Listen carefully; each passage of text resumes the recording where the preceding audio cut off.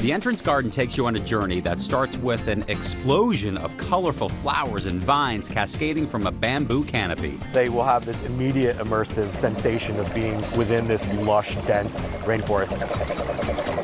Heliconias, anthuriums, orchids engulfing you in this amazing color. The sound of water in the distance serves as a beacon as you make your way through the tropical labyrinth. As you emerge into an opening, you'll come to an ever-shifting rain curtain. We'll see both rain and mist falling from 30 feet in the air. The rainforest is literally the best natural filtration system on the planet. An 8-foot-wide rope suspension bridge that looks to be as ancient as the rainforest itself is overgrown with moss and flowers.